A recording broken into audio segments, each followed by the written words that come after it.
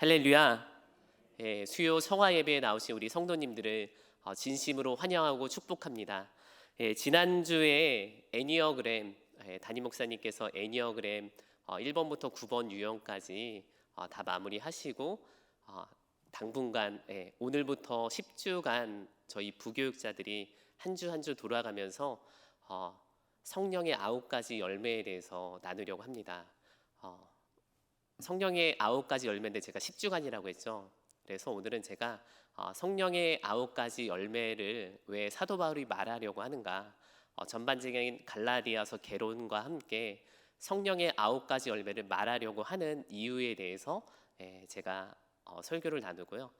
다음 주부터 이상 목사님 사랑으로 시작해서 마지막 절제까지 이어지게 될 테니까요. 우리 모든 성도님들이 이 수요 성화 예배는 말 그대로 한 걸음 한 걸음씩 나아가야 됩니다. 그렇기 때문에 10주가 끝나는 그 순간 우리 안에 성령의 9가지 열매들이 더 무럭무럭 익어서 풍성이 될 줄 믿습니다. 자막 하나 띄워주시겠어요? 뭐 심은 데 뭐 나죠? 맞아요. 콩 심은 데 콩 나고 팥 심은 데 팥 나죠. 무엇을 심느냐에 따라서 그 심는 것이 올라오는 것, 그것이 당연 이 땅의 이치라는 것이죠. 모든 일의 원인에 따른 결과가 있다는 것입니다. 마태복음 7장, 마태복음 5장, 6장, 7장 산상수훈, 예수님께서 말씀하신 이 산상수훈에 보면 열매로 그들을 알리라라고 말씀하고 있는데요. 이 말씀은 다른 것이 아니라 그리스도인은 삶과 열매로 그 본질이 정의되어야 될 것을 이야기하고자 하시는 예수님의 말씀이라는 것입니다. 그래서 예수님께서 이 삶으로 열매로 그리스도인의 삶이 정의되어야 된다라고 말하면서 마태복음 7장에 뭐라고 말씀하고 계시느냐, 가시나무에서 포도를 또는 엉겅퀴에서 무화과 나무를 따겠느냐, 이와 같이 나무마다 아름다운 열매를 맺고 못된 나무가 나쁜 열매를 맺나니 좋은 나무가 나쁜 열매를 맺을 수 없고 못된 나무가 아름다운 열매를 맺을 수 없느니라 라고 해서 이 이야기, 그리스도인의 존재에 대한 그 근거를 밖에 있는 자연을 통해서 그 이치를 통해서 알려주고 있다는 것이죠. 예수님께서 이 땅을 살아가는 그리스도인의 삶이 말로 정의되는 것이 아니라 삶과 열매로 정의되어야 해야 될 것을 산상수훈을 통해서 천명하고 있다는 것입니다. 이를 다시 한번 강조하는 말씀이 마태복음 7장 21절에 있어요. 우리 함께 봉독하도록 하겠습니다. 나더러 주여 주여 하는 자마다 천국에 들어갈 것이 아니요 다만 하늘에 계신 내 아버지의 뜻대로 행하는 자라야 들어가리라. 아멘. 예수님께서 이렇게 다시 한번 짚어서 이야기하시는 이유는 신앙생활을 입으로만 할 수 있다는 것을 알고 계셨기에 주여 주여 하는 자가 아니라 아버지의 뜻대로, 아버지가 원하는 열매 맺는 대로 천국에 들어갈 것을 계속해서 확인시켜주고 있다라는 거예요. 그래서 우리가 이 신앙생활 하는 데 있어 이 성화 예배가 중요한 것이 한 걸음 나아가는 것, 아버지의 뜻대로, 그리고 아버지의 뜻대로 열매 맺는 과정이라는 것을 우리가 깊이 깨달으셔 이 자리를 사수하시기를 간절히 소망합니다. 그래서 앞으로 오늘을 포함하여 10주간 우리 부교육자분들이 한 가지 성령의 열매를 돌아가면서 설교하실 텐데요. 바라기는 우리 내면 안에 그 모든 9가지의 성품이 균형과 조화, 아름다움을 이루기를 간절히 소망합니다. 우리에게 친숙한 성령의 9가지 열매는 각기 다른 열매를 말하고 있지 않습니다. 이게 무슨 말이냐, 딸기, 사과, 복숭아, 포도와 같은 그런 각기 다른 품종을 이야기하는 것이 아니라 예수 그리스도라는 한 나무에서 맺혀지는 9가지의 열매를 뜻하는 거예요. 그렇기 때문에 하나의 열매 안에 이 9가지의 다양한 맛이 들어있다라고 봐도 과언이 아니라는 것입니다. 우리 딸기 이미지를 한번 볼게요. 어디 딸기죠? 동막 딸기예요. 김효성 집사님 아버지 정호 농장이죠. 거기에서 재배하는 딸기인데 이제 딸기철이 조금 이제 꺾여서 이제 끝물로 향해서 가고 있는데 그동안 많이 드셨죠? 네, 딸기를 먹기 전에 고르잖아요. 어떤 게 맛있을까? 네, 어떤 게 맛있을까요? 월드마트 사장님께 물어봐야 될까요? 네, 붉은 게 맛있을까요? 예. 비싼 게 맛있습니다. 그리고 정확히는 정호농장 딸기가 또 맛있더라고요. 그래요. 이런 맛있는 과일의 특징이 있어요. 그러니까는 이 각기 제철 과일들이 때를 따라 열매를 맺고 그 다음에 가장 또 풍성한 때에 저희들이 많이 접하게 되는데 먹으면 정말 맛있는 거는 어떤 몸의 기운을 돋게 하죠. 그리고 한 가지 단맛만 나지 않고 새콤한 맛과 달콤함 그리고 식감과 모양 그 모든 것이 조화를 이뤄서 먹는 이로 하여금 힘도 나게 하고요. 지금 딸기철이 됐구나 하는 어떤 이 시간의 지각을 또 깨우는 특별한 요소를 가지고 있습니다. 그렇기 때문에 예수님께서 그리스도를 따르는 성도의 삶 가운데도 이런 균형과 조화, 그 다음에 전인격적인 성령의 9가지 열매를 맺을 것을 요청하고 있다는 거예요. 제가 솔직히 이 성령의 9가지 열매의 주제가 목사님께서 은근히 얘기하시면서 성령의 9가지 열매 이렇게 했으면 좋겠다라고 말씀하시더라고요. 그래서 시리즈로 나가야겠다 하면서 했는데 사랑에서 걸리더라고요. 사랑. 근데 꼭 사랑에서만 걸리지가 않아요. 내 안에 절제가 있었나? 이 하나하나 따져보니까 너무 부족한 거죠. 그래서 앞으로 설교를 준비하는 부분에 있어서 어떻게 해야 되나 두려운 마음도 있습니다. 그러나 하나님께서 우리 내면을 만들어 가세요. 성령의 9가지 열매를 개론을 준비하면서 제가 한 가지 깨달은 것은 내가 맺어가는 것이 아니라 하나님께서 맺게 해주신다는 겁니다. 그 원리를 우리가 이 과정 가운데 깨닫는 것이 중요하니까요. 혹여 성령의 9가지 열매 좀 확인해보자라고 이런 두려운 마음이 들 수 있는데 아직까지 하나님이 우리가 이 땅에서 맺을 수 있는 시간을 허락하셨다는 것입니다. 기회가 있다는 거예요. 이 시간을 통해서 부족한 저도 또한 우리 성도님들도 함께 균형과 조화 전인격적인 그리스도의 삶으로 나아가기를 간절히 소망합니다. 자, 그렇다면 왜 갈라디아 서신서에서 성령의 9가지 열매를 말하고 있는 것인가? 바울이 성령의 9가지 열매를 얘기할 수밖에 없는 갈라디아서의 구조적인 문제가 있었습니다. 이 부분을 잠시 짚고 넘어갈 텐데요. 갈라디아는 어떤 특정 지역을 말하는 것이 아니에요. 그러니까 어떤 한 장소, 교동같이 이런 작은 지역을 말하는 것이 아니라 사도 바울이 1차 선교직 가운데 소아시아 7교회 동편에 위치한 그 지역, 굉장히 큰 지역이죠. 강원도, 전라도, 경상도와 같은 굉장히 큰 갈라디아 지역에 복음을 증거하고 그곳에 문제가 생겨서 서신을 다시 보낸 이야기를 다루고 있다는 것입니다. 바울의 서신 중 갈라디아서는 모든 서신 가운데 가장 먼저 쓰여진 서신으로 기록되고 있습니다. 갈라디아 지역에 문제가 발생하여 이를 해결하기 위함으로 서신을 기록한 것이죠. 그렇다면 갈라디아 지역 교회들이 직면한 문제는 무엇이었을까? 그것은 다른 것이 아니라 거짓 교사들이 들어와서 바울이 가르쳤던 그 복음을 흔들었다는 것에 있다는 것이죠. 그것은 다른 것이 아니라 유대주의자들, 이들은 일반 유대인들과 다르게 초기 기독교 복음을 받아들이는 과정 가운데 특정한 유대인들의 무리들이 이 민족주의, 그러니까 자신의 어떤 모세의 율법이 가지고 있던 이 민족주의를 강력히 주장하면서 예수 그리스도의 복음과 함께 율법이 있어야 된다는 것을 강조한 것이에요. 그래서 이거를 어떤 복음으로 변형시켰느냐? 예수 그리스도 복음, 믿음으로 구원에 이르는 것이 아니라 믿음으로 구원에 이르러야 되는 증거가 바로 율법의 행위다. 그래서 바리새인이 되기를 원했다는 것이죠.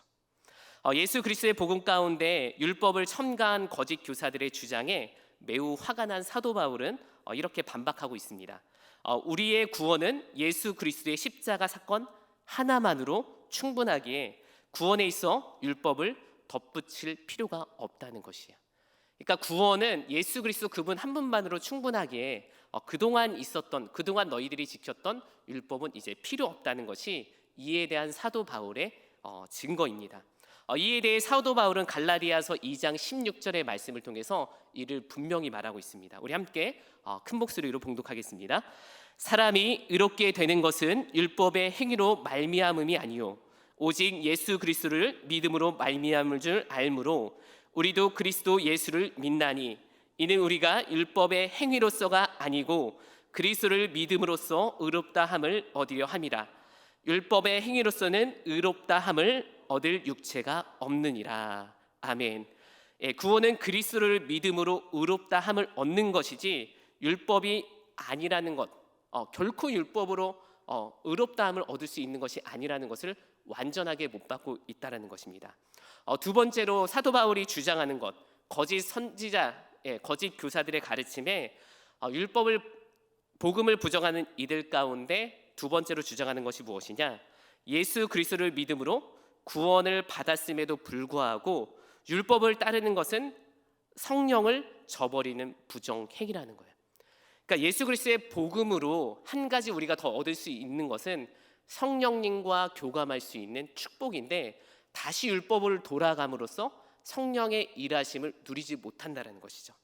예수님께서는 이 땅에 오시기 전까지 모세의 율법이 초등교사가 되어 삶의 기준이 되었다라고 사도 바울은 말하고 있지만 예수님께서 십자가 구원을 이루시고 보혜사 성령을 보내주심으로 말미암아 한 사람 한 사람에게 하나님의 말씀을 생각나게 하시고 또한 하나님의 말씀을 주장하게 하시는 그 자유함을 선물했다는 거예요. 그렇기 때문에 예수 그리스도 그 한 분만으로 복음이 완전하지 않다, 율법이 필요하다라는 것은 곧 예수님을 부정함과 동시에 성령님, 우리를 자유롭게 하시는 그 성령님의 일하심마저도 부정하는 결론이 난다라는 것입니다.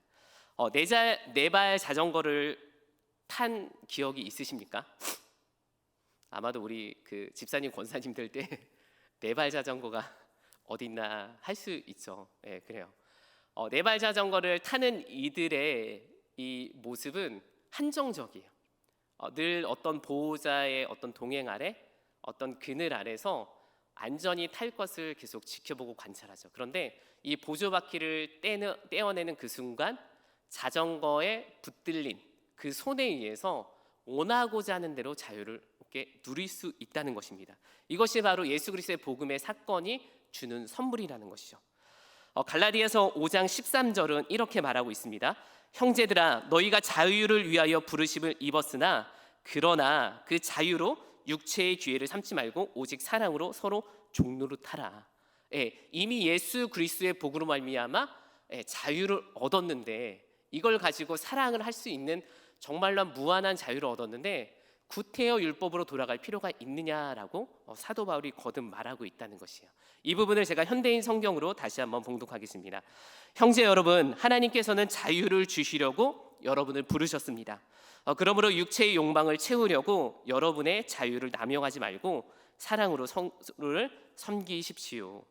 그렇습니다. 사도 바울은 거듭 율법의 멍에를 다시 매료하는 이들에게 구원받은 이들, 예수 그리스도로 말미암아 구원이 충분하며 그로 인해서 우리에게 자유가 주어졌기에 반드시 그거를 성령과 함께 누려야 할 것을 말하고 있는 것이죠. 그래서 성령의 9가지 열매를 맺어야 하는 이유가 여기 있다고 말하는 것입니다. 요즘 언론에서 마약에 대한 기사들이 심심치 않게 보도되고 있습니다. 몇 주 전 Y라는 유명 남자 연예인이 마약 혐의로 떠들썩하죠. 그런데 어제 뉴스를 보니까요, 더 충격적인 것은 14살 여자애가 SNS를 통해 가지고 마약을 구매해서 맞고 쓰러진 거예요. 이를 엄마가 발견해 가지고 경찰에 신고한 사건이 뉴스에 보도가 되었습니다. 연예인들은 종종 이따금씩 우리가 접할 수 있는데 14살 중학생 여자아이가 SNS를 통해서 지금 이 마약을 구매해서 이렇게 쓰러졌다라는 건 엄청난 사건이 아닐 수 없어요. 바라기는 시대가 악해져 감에 있어서 우리가 점점 더 말씀으로 깨어 시대를 분별하며 다음 세대를 세워가기를 간절히 소망합니다. 자유가 주어졌다는 것은 동시에 감당해야 될 책임도 커졌다는 것이죠. 오늘 본문 5장 17절의 말씀을 살펴보면 성령께서 허락하신 자유와 육체의 소욕에 대해 얘기하고 있는데요. 우리가 함께 5장 17절의 말씀을 봉독하겠습니다. 육체의 소욕은 성령을 거스르고 성령은 육체를 거스르나니 이 둘이 서로 대적함으로 너희가 원하는 것을 하지 못하게 하려 함이니라. 아멘. 가끔 신앙 상담을 하게 되면 학생들, 청년 혹은 새가족 가운데 예전에는 모르고 지나갔던 삶의 문제 일부분이 내면의 갈등으로 찾아온다라는 얘기를 종종 들을 때가 있습니다. 그 이유는 무엇이냐? 그동안 성령을 인정하지 않고 살던 나의 삶에 말씀과 복음이 들어오면서 성령 하나님께서 내 삶에 노크하고 두드리시는 거예요. 그러다 보니까 성령의 소욕과 육체의 소욕이 서로 대적하면서 내면의 부대낌과 갈등을 느끼고 있다는 것이죠. 오늘 본문 5장 17절 성령과 육체의 소욕이 서로 거스르면서 대적하고 있다고 말하는 것과 같은 원리입니다. 오늘 본문 19절에서 21절까지의 말씀을 우리 한 절씩 함께 봉독하시면서 육체의 소욕이 무엇인지 한번 살펴보도록 하겠는데요. 15가지 성경 15가지를 말하고 있습니다. 우리 함께 오늘 본문을 봉독하겠습니다. 육체의 일은 분명하니 곧 음행과 호색과 우상 숭배와 주술과 원수 맺는 것과 분쟁과 시기와 분냉과 당짓는 것과 분열함과 이단과 투기와 술 취함과 방탕함과 또 그와 같은 것들이라. 전에 너희에게 경계한 것 같이 경계하노니 이런 일을 하는 자들은 하나님의 나라를 유업으로 받지 못할 것이요. 아멘. 육체의 소욕이 굉장히 많습니다. 그 위의 것들, 이와 같은 것들이 굉장히 많다라는 거예요. 예전에는 잘 모르고 지나갔던 육체의 15가지의 소욕이 성령님을 인정함으로 그동안 습관처럼 여겼던 우리의 삶이 비로소 성령님과 대적함으로 우리의 내면이 부대끼는 것이죠. 오늘 우리의 신앙생활 가운데 말씀을 읽을 때 우리 안에 부대낌이 없다. 그러면 두 가지예요. 성화에 이르렀던가 아니면은 성령님을 인정하고 있지 않다라는 증거입니다. 바라기는 말씀을 묵상할 때 부대낌과 거룩한 부담감이 일어나지 않는다. 우리의 삶을 다시금 점검하시고 조율하셔야 우리가 성령의 열매를 맺을 수 있다는 사실을 다시 한번 깨달으시기를 간절히 소망합니다. 사도 바울은 로마서 7장 22절에서 25절 이렇게 고백하고 있습니다. 내 속사람으로 하나님의 법을 즐거워하되 내 지체 속에서 한 다른 법이 내 마음의 법과 싸워 내 지체 속에 있는 죄의 법으로 나를 사로잡는 것을 보는도다. 오라 나는 공고한 사람이로다. 이 사망의 몸에서 누가 나를 건져내랴. 우리 주 예수 그리스도로 말미암아 하나님께 감사로라. 그런즉 내 자신이 마음으로는 하나님의 법을 육신으로는 죄의 법을 섬기노라. 우리가 성화의 과정에 이르기까지 늘 성령의 능력과 육체의 소욕이 부대낌의 그 현상을 지고 살아갈 수밖에 없는 구조가 있다라는 것이에요. 그렇기 때문에 그동안 말씀을 듣고 또한 내가 큐티 말씀을 각자 집에서 자유롭게 묵상할 때 거룩한 부담감이 느껴지지 않았다는 것은 다시금 우리가 조율해야 될 때라는 사실을 인지하시고 하나님께서 원하시는 자리로 들어오시길 간절히 소망합니다. 말씀을 준비하면서 사도행전 5장의 아나니아와 삽비라 사건이 떠올랐어요. 자, 이는 예루살렘 교회가 태동하는 그 시기에 교회에 있어 성령의 역사가 얼마나 중요한지를 잘 보여주는 사건입니다. 예수님께서는 하늘로 승천하시고 오순절 마가의 다락방 성령을 약속하시고 제자들이 이 성령을 받고 난 후 예루살렘 교회가 폭발하기 시작하죠. 서로 떡을 떼고 말씀을 나눕니다. 교회가 불같이 일어나고요. 베드로가 설교할 때마다 3,000명씩 회개하는 놀라운 역사가 벌어집니다. 그런데 잘 나가던 예루살렘 교회가 사도행전 5장에 이르렀을 때 잠깐 멈춰서게 돼요. 사도행전 4장 36절의 말씀을 살펴보면 예루살렘 교회가 불같이 일어나자 헌신자들이 나오기 시작합니다. 4장 36절의 말씀을 우리 함께 봉독하겠습니다. 구브로에서 난 레이 족속 사람이 있으니 이름은 요셉이라. 사도들이 일컬어 바나바 번역하며 위로의 아들이라 하니 그가 밭이 있음에 팔아 그 값을 가지고 사도들의 발 앞에 두니라. 아멘. 이때 바나바의 헌신을 지켜보고 있던 이들이 있었습니다. 성령이 임하자 서로 떡을 떼고 헌신하기를 막 즐거워하는 거예요. 그런데 성령이 무엇인지 모르는 아나니아와 삽비라가 바나바라 하는 이가 밭을 팔아서 제자들에게 내놓는 그것을 보고 호기심이 생겼던 것 같아요. 그리고 혹은 시기 아니면 혹은 자신의 의를 드러내고 싶었던 어떠한 일이 마음 가운데 일어났던 것 같습니다. 그래요. 이것은 다른 것이 아니라 자신을 숭배하는 육체의 소욕 가운데 접근했다는 것입니다. 아나니아는 이 정도면 되겠지 하고 베드로 사도 앞에 자신이 팔았던 밭의 절반의 값을 갖다 놨는데 사도행전 5장 3절의 말씀을 보니까요, 베드로가 이르되 아나니아야 어찌하여 사탄이 내 마음에 가득하여 내가 성령을 속이고 땅값 얼마를 감추었느냐.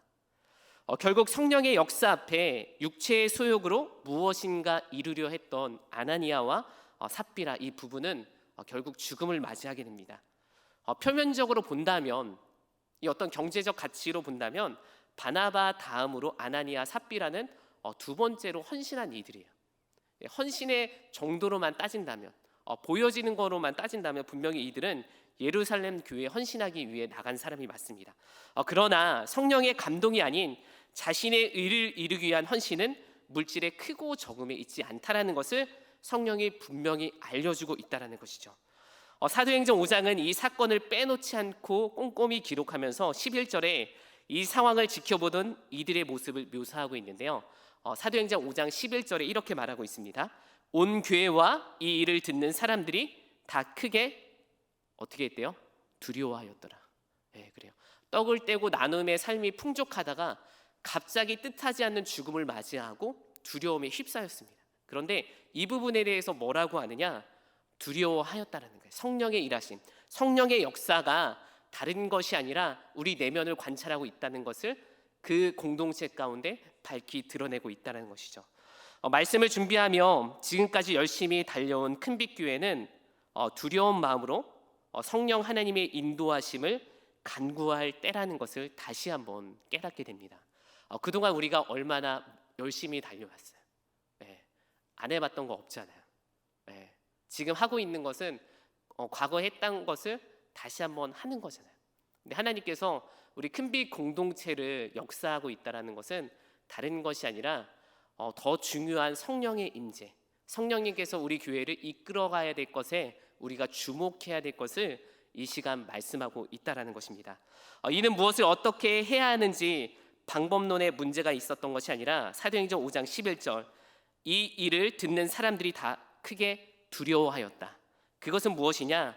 신앙생활에 있어 우리가 하나님을 경외하는 마음으로 성령 하나님을 경외하는 마음으로 나아갈 때 그것이 교회 공동체의 가장 큰 열매라는 것입니다. 하나님을 경외하지 않고 성령의 인도함을 구하지 않는 인간의 모든 것은 반드시 조건이 따르기 마련이라는 거예요. 어떠한 봉사와 헌신, 이것이 성령 하나님께서 맺으신 선한 것이 아니라고 한다면 내가 하는 헌신에 반드시 조건이 붙기 마련입니다. 그리고 내가 하는 헌신에 한계가 머물나라는 거예요. 한계가 머물면 어떻게 됩니까? 또다시 어떤 에너지를 갖다 부어 넣어야 돼요. 그러나 성령 하나님께서 하시는 일은 언제나 그 안에 자유와 기쁨과 자원의 마음을 감당하여 결핍이 아니라 더욱더 풍성함으로 우리의 삶을 더한다는 것이죠. 바라기는 우리가 하나님을 경외할 때 예수님의 십자가에 우리의 삶을 못 박을 때 성령 하나님께 나아가는 우리의 삶을 아무도 금지할 수 없다는 것이죠. 바라기는 우리가 선한 열매를 맺기 위해서 앞으로 열심히 노력해야 되는데 이것은 우리의 노력으로 되지 않는다. 무엇이냐? 하나님을 경외할 때, 예수 그리스도의 복음에 온전히 붙들릴 때, 성령 하나님의 일하심을 전적으로 인도할 때, 인정할 때 성령 하나님께서 우리 내면에 선한 열매를 맺어갈 것이라는 것이죠. 바라기는 큰빛교회는 이를 위해서 수요 성화 예배를 통해 성령의 9가지 열매를 우리 성도님들에게 더욱더 자세하게 또 은혜롭게 전달할 것입니다. 오늘 이 시간 우리가 예배의 자리에 나왔는데요, 성령 하나님, 나의 노력이 아니라 하나님을 경외하는 마음으로 내가 나아가겠습니다. 그때 하나님께서 내 안에 부족한 성품을 이루시고 예수님 닮아 하나님 보시기에 아름다움, 또 이 땅에 많은 이들이 우리를 볼 때 그 아름다움을 전하는 성도의 삶이 되게 해달라고 이 시간 함께 찬양하며 기도의 자리로 나아가겠습니다.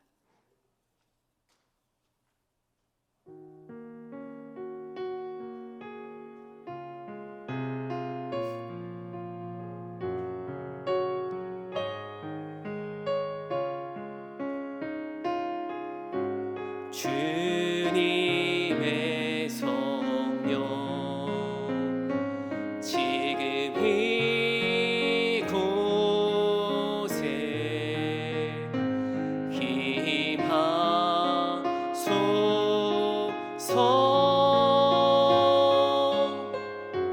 주님의 성령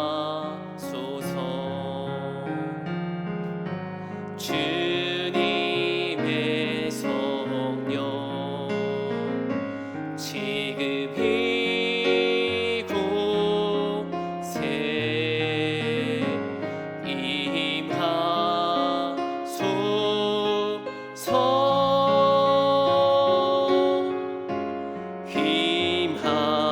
힘하소서 주님의 성령 주님의 성령 지금 이곳에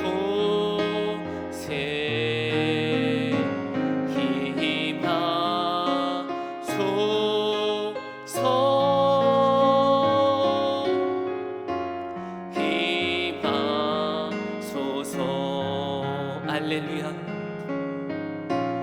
할렐루야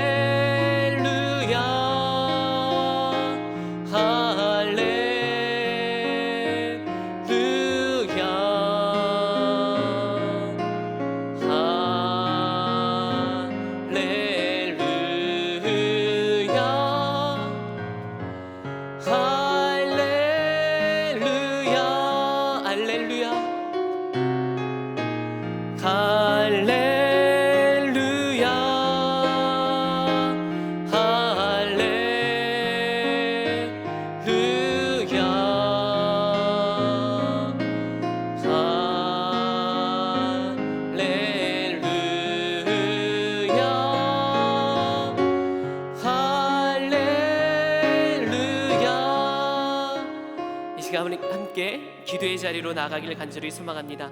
하나님, 성령의 9가지 열매, 그것을 품기 위해서는 먼저 예수 그리스도의 복음이 내 안에 고백되어져야 되는 것을 다시금 깨닫습니다. 더불어 하나님, 예수 그리스도의 복음으로 말미암아 예수 그리스도의 선물 성령 하나님 우리에게 보내주심에 감사합니다. 내가 노력하여 열매 맺는 것이 아니라 성령 하나님을 경외할 때 때마다 시마다 성령 하나님을 인정하는 그 자리에 우리의 다양한 9가지의 성품이 열매 맺을 줄 믿습니다.